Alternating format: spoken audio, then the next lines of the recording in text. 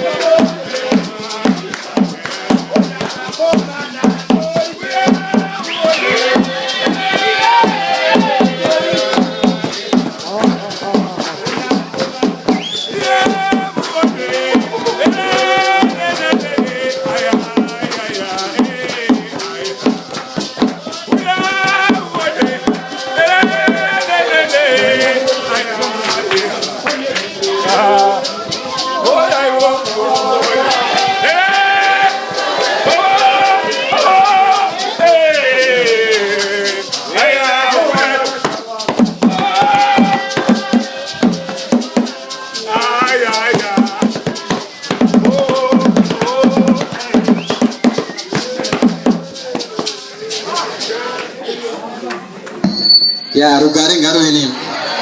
Saka nguva inoyi yotopinda, minista vataura hanzi wakaita mhiko dzako here. Yava nguva yatinofanira kuti tizvipirezve pana Jehovha. Tichabata shoma shoma zvimwe zviripo pamusoro paJehovha kuti timuzive kana tichifamba naJehovha Mwari. Jehovha Mwari haana mweya wechihure.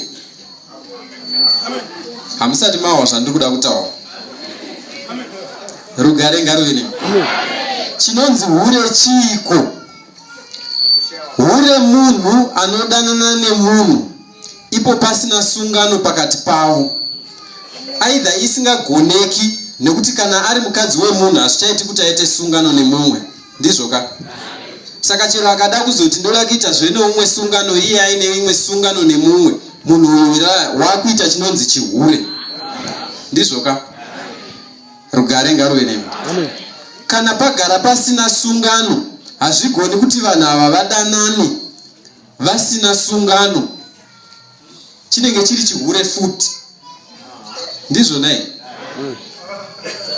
Ndofunga ndikutaura nevanhu vakuru. Rugare ngaruve nemiwo. Saka naizvozvo Jehovha haana mweya wechihure. Kana ndichiti Jehovha haana mwari wechihure, Jehovha haagoni kufamba newe pa5 years musina kupinda pasungano. Kana iwe usati wapikira mhiko kuti Jehovha ndichafamba newe asi handichafambi nemumwezve, Jehovha haapindi newe because haana mweya wechihure. Amen.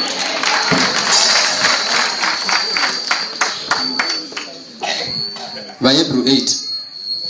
Hebrew 8:7. Sungano ya kale yapfuura, Kristu ndiye murevereri wesungano itsva. Naizvozvo pane sungano yakanga iriko kare. Jehovha akasvika pakurambana nevakanga varipo pasungano ipapo, akaputsa sungano iyo akaiparadza, akati handichaidi, handisisiri mairi. Saka naizvozvo anovamba imwe sungano itsva inoreveregwa zvino naJesu Kristu mwanakomana waMwari. Munoziva kunzi kureveregwa?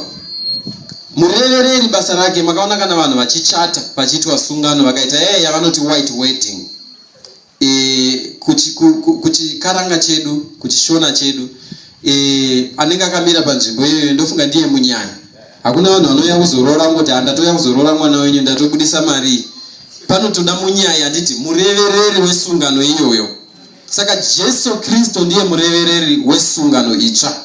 Chiripo zvakaita sevanhu vari kuchata, ndiye anoti alright, iwewe chiverenga uchitaura mavhozi ako, uchiita mhiko dzako, ndichava newe